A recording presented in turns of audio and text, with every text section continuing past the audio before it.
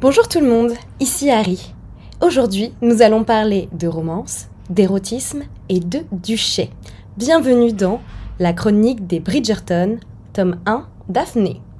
Dans ma précédente vidéo, je vous expliquais que j'avais lu les 6 premiers tomes il y a fort longtemps. Mais récemment, j'ai été prise d'une folle envie de me refaire toute la saga et de partager mes différentes lectures avec vous. Parlons du livre. De son titre original, The Duke and I, Le Duc et moi, c'est un livre écrit par Julia Quinn, une romancière états-unienne diplômée d'Harvard. Oui, rien que ça. Ce livre est la toute première histoire de la fameuse saga des Bridgerton. Pour ceux qui ne connaissent pas les chroniques des Bridgerton, c'est une saga se déroulant durant la Régence anglaise, nous narrant les histoires de toute une fratrie issue de la haute société. Chaque tome étant centré sur l'un ou l'une des 8 frères et sœurs et nous raconte comment il ou elle trouve l'amour. Et ici, c'est donc Daphné, l'aînée des sœurs, qui ouvre le bal. Parce que oui, il faut savoir qu'à cette époque, sexisme oblige, les femmes étaient tenues de se marier au plus vite. À peine après avoir quitté l'enfance, elles deviennent déjà des projets dont il est primordial de conclure. Là où les hommes ont le loisir de prendre leur temps, voire de ne jamais se marier. Ainsi, il est donc normal que ce soit l'aînée des filles qui commence, et en parlant d'elle, lisons la 4e de couverture. À la naissance de son fils, le duc de Hastings jubilait. Hélas, l'enfant bégaye. Affront insupportable pour le duc qui l'a renié sans pitié. Le jeune Simon a grandi solitaire et assoiffé de revanche. Après de brillantes études, il a bourlingué de par le monde jusqu'à la mort de son père. Et c'est désormais porteur d'un titre prestigieux qu'il entre en Angleterre. Il est aussitôt assailli par une horde de mères prêtes à tout pour marier leur fille. Mais Simon ne s'intéresse pas aux débutantes, sauf peut-être à Daphné Bridgerton, qu'il a rencontrée dans des circonstances cocasses. Comme Simon, elle voudrait juste qu'on le laisse en paix. Une idée machiavélique naît alors de l'esprit du jeune duc. Une 4e de couverture qui donne envie. Dans cette vidéo, je vais essayer de spoiler le moins possible durant les premières parties. Dans un premier temps, je vous partagerai ce que j'ai préféré, puis ce qui m'a le plus déplu. Et enfin, je vous propose de terminer sur un top 20 des différences les plus importantes entre la série et le livre. Là par contre, ça va spoiler. Mais vous en faites pas, ça ne sera pas dans cette vidéo, mais dans la prochaine. Pour le moment, parlons du livre. Alors, sur une échelle de 1 à 10, 10 étant génialissime, je lui mettrais un bon 9. Uniquement parce que la perfection n'existe pas. Et ce, pour plusieurs raisons. Premièrement, les personnages. À commencer par Daphné. J'adore le personnage de Daphné.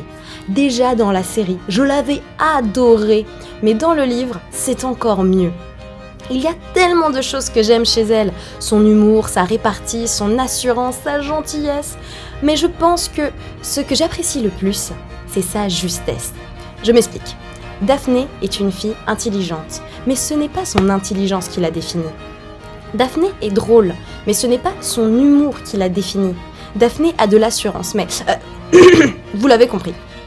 On ne va jamais l'interpeller ou la présenter par un trait de caractère bien défini. Ce ne sera jamais la fille intelligente, la fille marrante. Daphné sera toujours plus que ça, parce qu'elle ne sera jamais que ça, ou surtout ça. Un jour, petite anecdote, j'ai eu un débat avec une amie, pas qu'un jour d'ailleurs avec celle-ci, mais on en parlera, sur la caractérisation des personnages. Elle soutenait que les bons personnages étaient ceux qui étaient bien marqués dès le début. Pas forcément de façon caricaturale ou grossière, mais de façon reconnaissable. Sans être forcément en désaccord avec elle, parce que je trouve qu'en grande partie elle a raison, je ne pouvais pas m'empêcher de rétorquer le contraire. À savoir qu'on pouvait écrire de très bons personnages sans, dès le début, les rendre impactants en mettant en avant un trait en particulier qui les définirait. Pour moi, c'est une question de goût et de contexte, je pense. Mais après, je trouve que c'est un débat quand même intéressant. Qu'est-ce qui fait un bon personnage et à quel point il doit être, dès les premiers instants, caractérisé fortement. Franchement, qu'est-ce que vous en pensez ? Dites-le moi en commentaire, moi j'enchaîne. Pour en revenir à Daphné, J'aime beaucoup cette nuance, cet équilibre dans sa personnalité. Ce qui n'en fait pas un mauvais personnage pour autant, bien au contraire. Je veux dire, comment moi je qualifierais Daphné ? Qu'est-ce qui la définit selon moi ? Eh bien, je dirais son objectif, celui de trouver l'amour et fonder une famille. Daphné est une fille qui sait ce qu'elle veut. Et ce qu'elle veut, c'est ce qu'elle a toujours connu. Une famille, un foyer aimant. Et ce que j'aime aussi beaucoup chez elle, c'est sa confiance.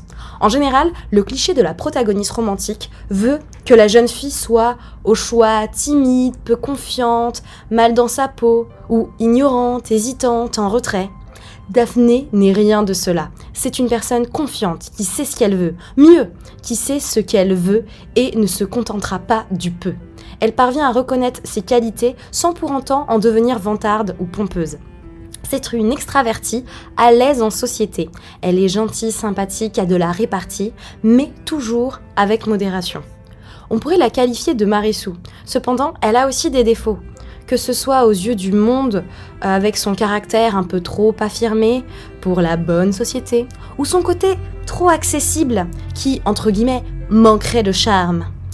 Même de façon plus générale, Daphné c'est aussi une tête de mule, un brin agressif, mais c'est également pour ses défauts qu'on l'aime. Enfin bref, j'ai adoré Daphné. J'ai rarement lu un personnage comme ça a été un véritable coup de cœur pour moi. Elle restera dans mon top 50 de mes personnages préférés, si un jour j'en fais. Passons au duc. Personnellement, j'ai une théorie sur la façon dont l'autrice nous présente le personnage de Simon. Je pense que Julia Quinn a pris en compte le fait qu'en tant que lecteur, il y avait forcément des choses qu'on saurait, ne serait-ce que par le genre du livre. Son titre, la 4e de couverture, le lecteur prend conscience de certaines choses et commence malgré lui à faire des projections. Je pense que l'autrice a voulu volontairement jouer avec l'image qu'on se figure de ses personnages, notamment du duc.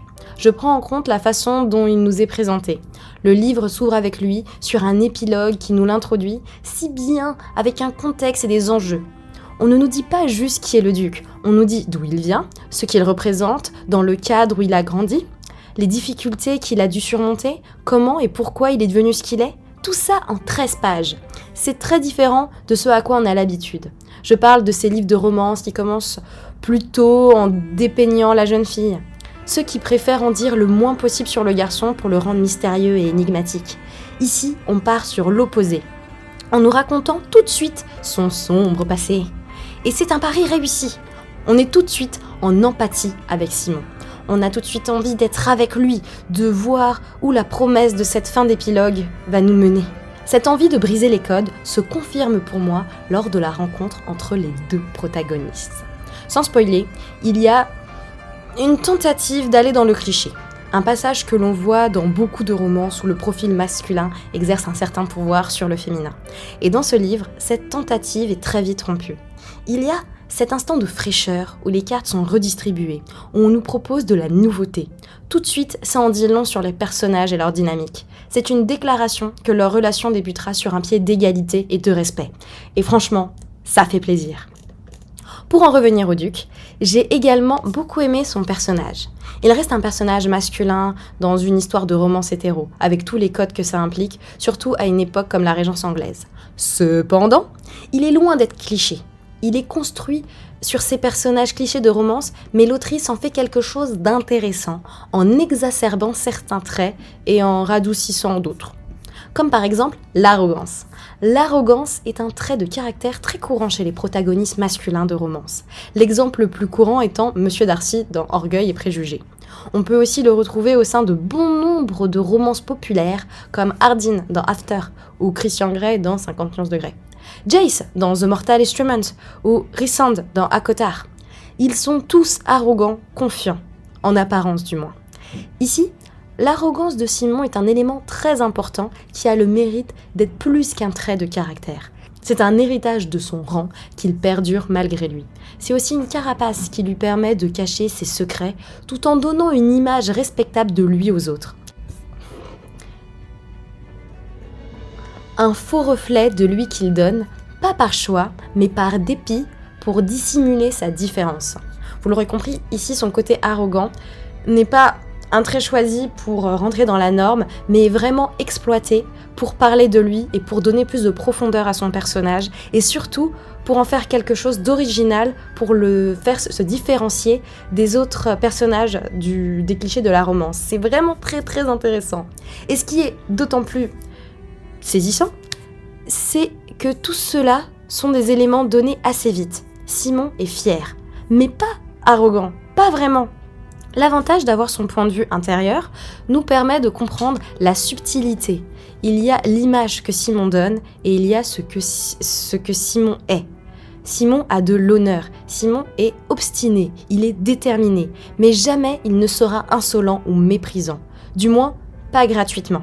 Il n'abusera pas de son rang, il ne manquera pas de respect aux autres. Simon donne l'image d'une haute arrogance, mais Simon n'est pas techniquement arrogant.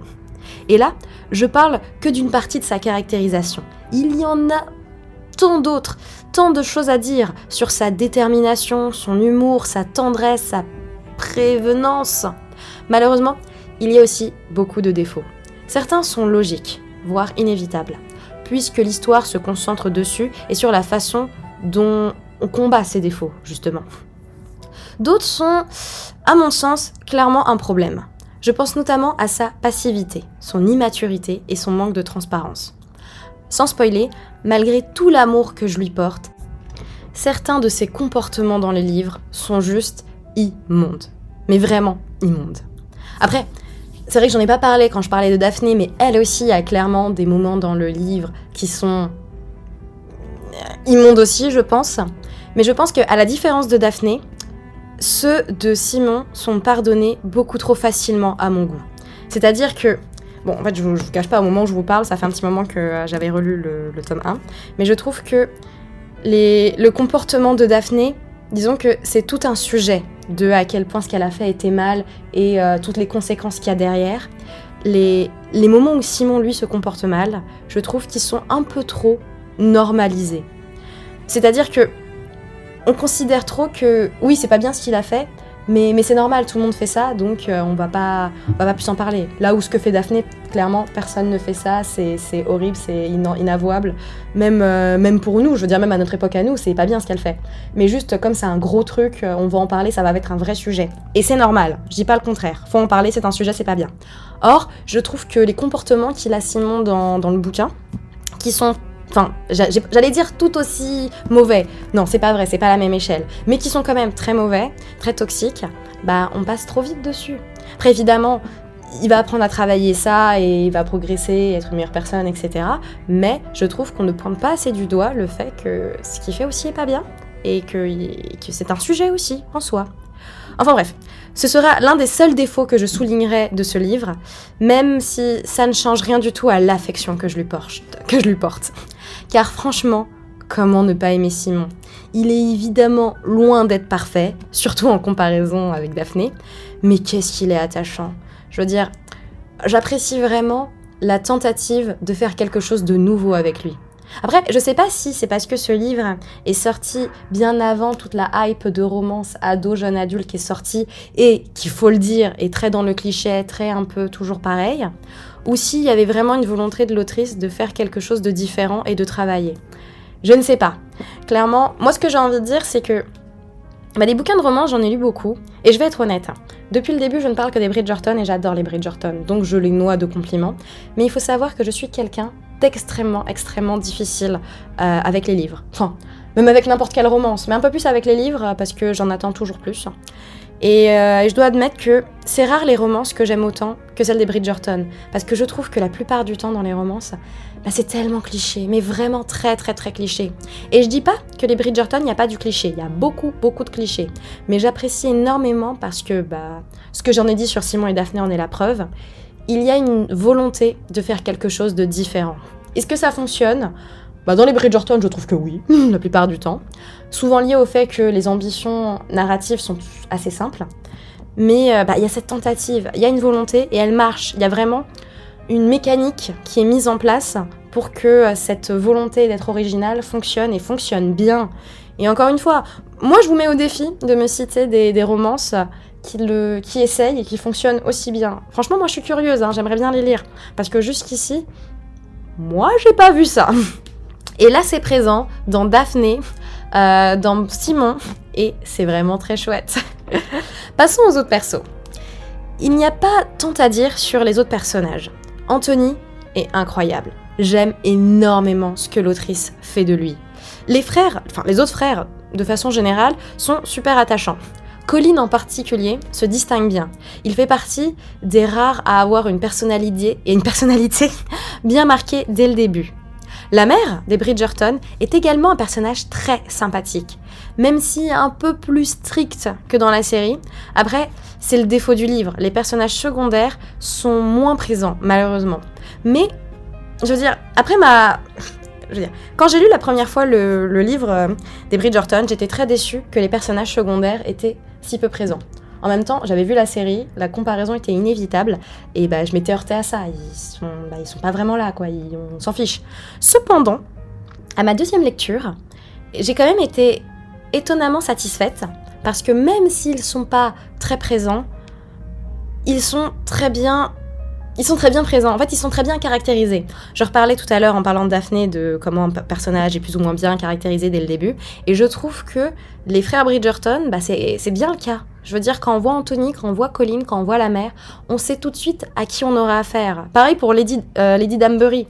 Je veux dire, on les voit pas beaucoup, mais tout de suite, on saisit quel genre d'être humain ils sont, ce qu'ils vont apporter au récit. Et un truc que je trouve incroyable, c'est qu'ils sont tous tellement attachants. C'est vraiment la qualité incroyable que je donne aux Bridgerton, à la saga des Bridgerton, c'est vraiment l'attachement qu'on nous donne aux personnages. Pas seulement aux deux principaux, mais à tous. Vraiment, dès qu'on les voit, même les personnages qui sont censés être un peu méchants.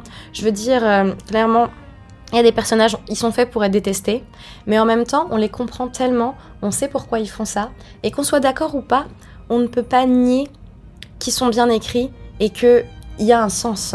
Et même des fois, on comprend pourquoi ils font ça. Et on peut pas s'empêcher de se dire, ok. Pas pour tous, clairement. Il y a des bouquins où clairement il y a des personnages, excusez-moi du terme, mais c'est des sales races. Je veux dire, quand on parlera du tome de Bénédicte, moi j'aurai des choses à dire sur à quel point il y a des gens, ils méritent le bûcher. Je dis ça, je dis rien. Enfin bref. Et maintenant, on va parler des relations. Pour dire vrai, je pense que j'ai fait le plus gros quand je parlais des personnages, parce que vraiment, la relation entre Daphné et Simon, elle est un peu comme ce que j'ai décrite. Elle est vraiment très belle, elle est vraiment très très chouette.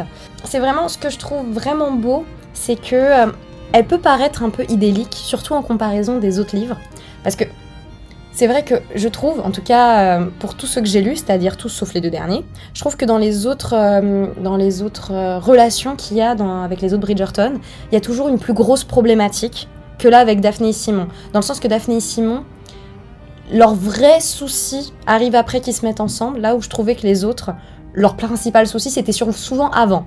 Genre, avant de se mettre ensemble, c'est dur, une fois qu'on est ensemble, c'est plus facile. Là où vraiment Daphné et Simon, leur gros problème est beaucoup après. Et en vrai, leur vrai problème, je trouve, contrairement aux autres Bridgerton, qui vont arriver plus tard, est un faux problème, entre guillemets. C'est-à-dire qu'ils ont vraiment tout pour être heureux.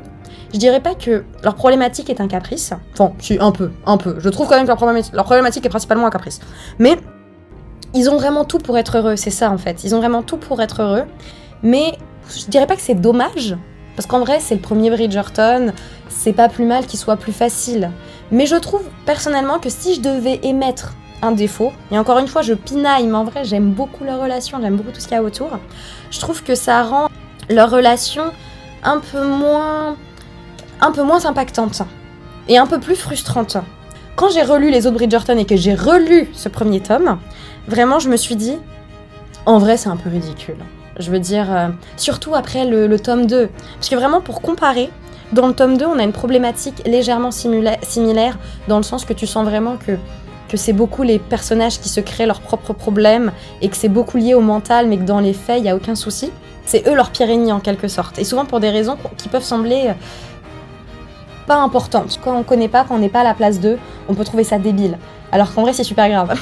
Mais c'est dommage parce que vraiment, une fois que le problème est réglé, tout se passe bien, tout finit bien, tout est beau. Et c'est dommage. Parce que leur relation, encore une fois, entre Daphné et Simon est tellement incroyable. J'aime vraiment, en fait, déjà je les aime beaucoup séparément un par un, mais ce que j'aime le plus, c'est que, comme ils se rencontrent très vite dans le bouquin, on les découvre au fur et à mesure qu'ils se découvrent mutuellement.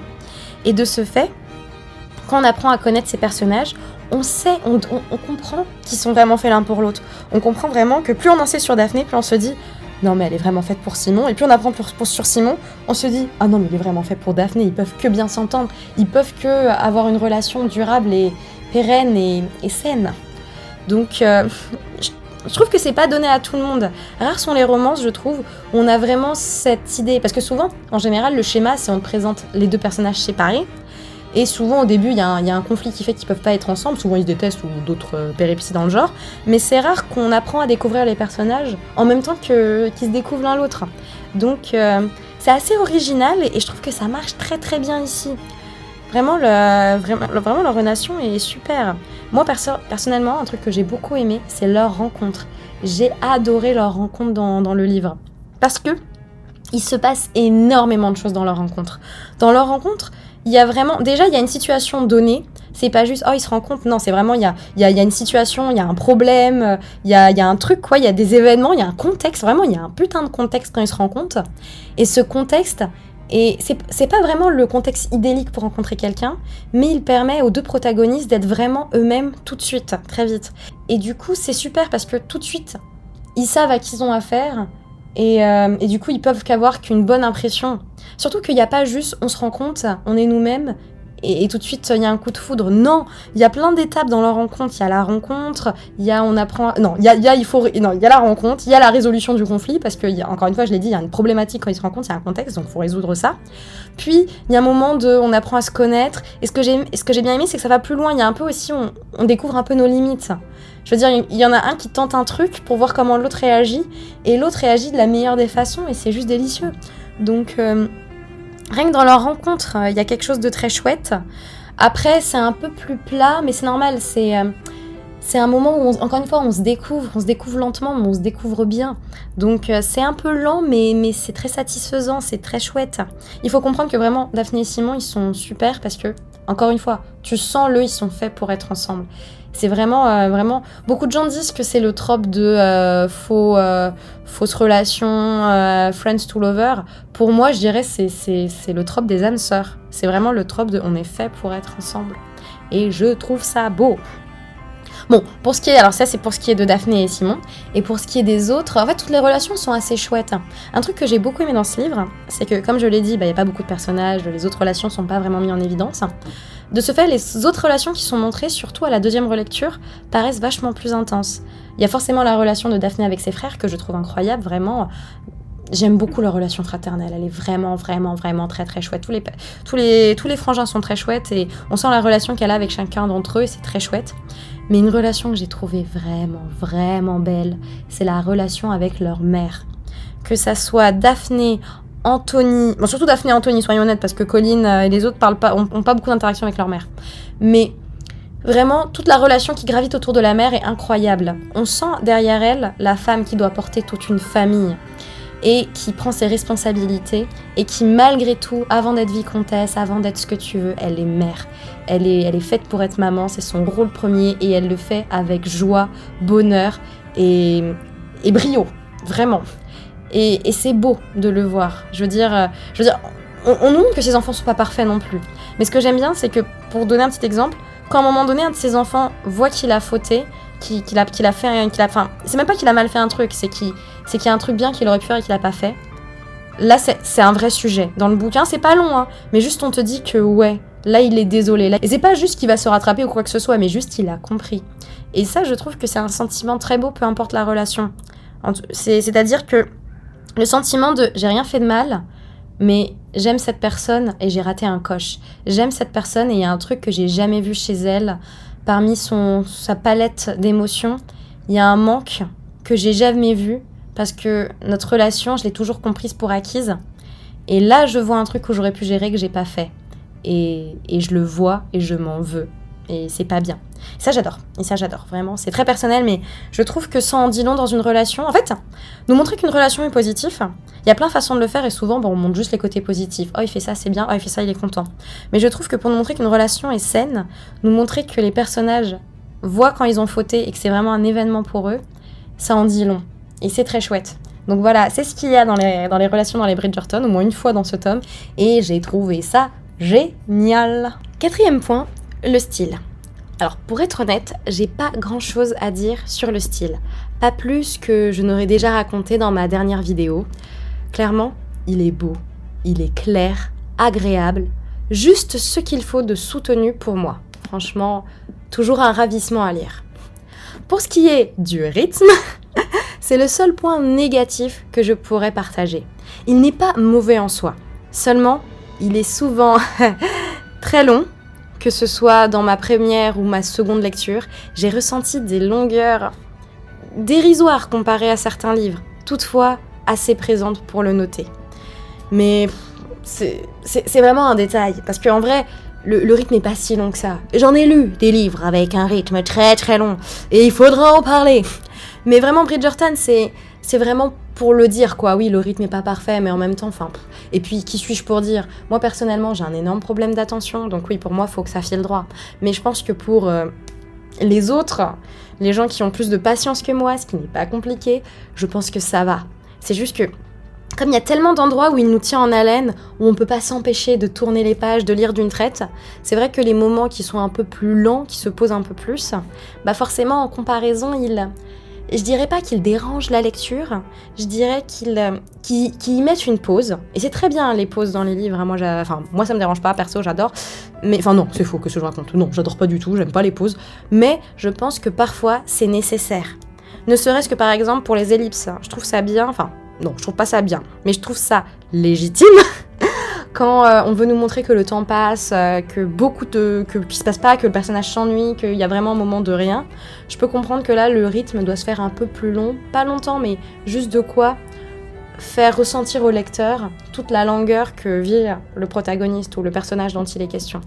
Donc, tout ça pour dire que même si j'ai trouvé que parfois le rythme était un peu long, ça serait injuste vraiment de parler de défaut, parce que vraiment, dans mon souvenir, c'est pas négatif. C'est juste moi qui ai un énorme problème d'attention et de patience. Alors, maintenant, normalement, c'est le moment où je parle de l'histoire et un peu du lore. Mais le souci, c'est que en termes de lore, j'ai pas grand-chose à dire, pour être honnête, parce que le lore est pas hyper étendu dans les Bridgerton. Vraiment, tu te concentres beaucoup sur les personnages et leurs relations, mais ce qui leur arrive. Mais sinon, tout ce qu'il y a autour, comme j'ai dit, on s'en fiche un peu. Donc le lore, faut être honnête, est inexistant. Pour ce qui est de l'histoire et des thèmes abordés, alors moi j'ai adoré l'histoire, hein, vraiment, ça fait un moment que j'arrête pas de m'étendre dessus, et c'était vraiment très chouette. Pour ce qui est des thèmes, alors c'est pas voulu, je pense, mais je trouve qu'il y a un thème sur... on va dire les termes, hein, je pense, la domination dans un couple, et je dirais un peu le viol en fait. Et c'est très dur d'en parler sans spoiler, surtout que je pense que beaucoup d'entre vous savent de quoi il est question. Mais en tout cas, si c'est voulu, je trouve que c'est une bonne idée d'en parler. La façon dont c'est présenté est intéressante et assez originale. La façon dont c'est conclu, je trouve ça lamentable. Mais parmi les thèmes proposés, en tout cas, j'irais sur la problématique du couple, j'ai trouvé ça super intéressant parce qu'il y a un thème surtout aussi sur l'handicap que j'ai trouvé très très très très chouette dans ce bouquin, et je trouve que c'est super super bien amené. Parce que là, on n'est pas vraiment sur un handicap, on est plutôt sur un trouble. Mais je trouve que c'est intéressant parce qu'on a quand même cette idée d'une personne qui n'est pas à 100% adaptée dans le monde et surtout la société dans laquelle il est. Et du coup, qui doit s'adapter. Et là, je trouve que c'est très chouette parce qu'on a ce personnage avec ce trouble vraiment qui l'a longtemps empêché de vivre. Et j'aime beaucoup comment ça nous est présenté, dans le sens que le trouble en lui-même ne génère pas de la pitié ou quoi que ce soit. C'est même pas mis comme un truc, je trouve, vraiment négatif. Tout le côté négatif n'est pas lié au trouble, mais lié plutôt aux personnes qui réagissent à ce trouble. Et c'est ça que je trouve ça très intéressant et très beau, de nous montrer que cette différence n'est pas un problème. Le problème, c'est les gens qui considèrent que c'est un problème. Et ça n'empêche pas la personne qui a ce trouble d'être une personne incroyable à côté. Genre de slay quoi qu'il arrive, de gérer dans d'autres domaines, d'être super d'être super respecté, etc. Non, et ça c'est vraiment très chouette pour ce qui est des thèmes abordés. Et moi, le seul point d'or que je noterais, c'est que même sur la fin, la personne atteinte de ce trouble continue à le cacher. Ce que je veux dire, c'est qu'elle le dit à sa moitié, ce qui est bien, mais jamais il nous ait fait mention qu'il l'ait dit à d'autres gens, à d'autres proches, même à ses enfants. Même ça, on le dit pas. Et je trouve ça dommage parce que ça garde inconsciemment l'idée de ouais, un trouble, faut pas non plus en être fier ni le crier sur tous les toits. Sur tous les toits. Or, c'est dommage, parce que voilà, je trouve que ça ferme encore. Mais encore une fois, il faut être, je pense... c'est quoi le terme? Indulgent, voilà. Je pense qu'il faut quand même être indulgent avec le bouquin parce que il date pas d'hier, quoi. Et on est quand même dans il dépeint quand même une époque où on pouvait pas vraiment se permettre ce genre de choses. Donc voilà. Mais sinon, moi j'ai trouvé ça très chouette. Donc pour faire un petit résumé des choses que j'ai préférées, je dirais qu'en 5e position... Oh, il y a mon petit lapin qui éternue. À tes souhaits. Je dirais donc qu'en 5e position, je mettrais le lore. Parce que, comme j'ai dit, il n'y a pas de lore. Donc, il n'y a pratiquement rien. Mais je dirais pas non plus que c'est hyper négatif non plus, parce que l'univers est quand même très bien dépeint. On n'a pas besoin de t'expliquer tout ce qu'il y a autour pour comprendre dans quelle ambiance tu évolues, et c'est très chouette. Donc, on met le lore en dernier, mais c'est vraiment par manque de matière, hein, pas parce que c'est maladroit. Sinon après moi je mettrais c'est dur mais je mettrais le style parce que le style est vraiment vraiment très chouette, hein. J'adore le style, il est vraiment super, mais vraiment c'est pas la raison pour laquelle je lis ce livre. Ça pourrait, mais c'est vraiment pas la raison. Mais voilà, donc il est que 4e, mais vraiment le style très très très très chouette. En 3e position, je mettrais l'histoire. Je mettrais l'histoire parce que l'histoire est pas mauvaise, elle est même très chouette, mais déjà encore une fois, il se passe pas énormément de choses dans les Bridgerton, vraiment. Quand on lit, c'est pas tant pour l'histoire. Limite, je me demande si je la mettrais pas même sous le style. Ouais, je pense que je mettrais l'histoire en dessous. Parce que, encore une fois, il se passe pas grand chose. J'adore ce qui se passe, c'est très très chouette. Les thèmes abordés, encore une fois, je kiffe. Mais c'est pas pour l'histoire que je lis Bridgerton. Non, je le lis pour les relations. Ouais, en 2e position, je vais mettre les relations. Parce que, comme je l'ai dit, j'adore la relation entre Daphné et Simon, c'est incroyable. Mais je dirais que pour tous les moments où j'étais un peu déçue, tous les moments où je me suis dit non, ils abusent, ouais, je la mettrais qu'en 2e position. Parce que vraiment, les relations sont incroyables. Mais ce que je préfère vraiment dans ce tome-là, c'est les personnages. Premier personnage. Vraiment, j'adore le personnage de Daphné. J'adore le personnage de Simon. J'adore aussi tous les autres personnages qu'il y a autour. Vraiment, ils sont tous géniaux. Dans le sens qu'ils sont super bien écrits, mais aussi parce qu'ils sont attachants, vraiment. Je les aime d'amour. Donc vraiment, moi, vraiment, si je lis le 1er tome des Bridgerton, c'est pour ces personnages. Ces personnages, non, ils sont vraiment trop, trop chouettes. Voilà, mon tableau des préférences. Et bien maintenant, il est temps pour moi de vous laisser. Et de bientôt vous parler surtout des différences entre le livre et la série dans une prochaine vidéo. Et croyez-moi, il y a des choses à dire. Parce que si j'ai découvert les Bridgerton avec la série de ce 1er tome, enfin l'adaptation de ce 1er tome, et que j'ai adoré la série dans un premier temps, j'ai vraiment encore plus aimé le livre. Et si autant il y a des choix pour lesquels je suis à 100% d'accord, il y a des choix que je trouve vraiment honteux. Mais ça, on en parlera dans une prochaine vidéo. Et sur ce, je vous souhaite une très bonne journée. Au revoir.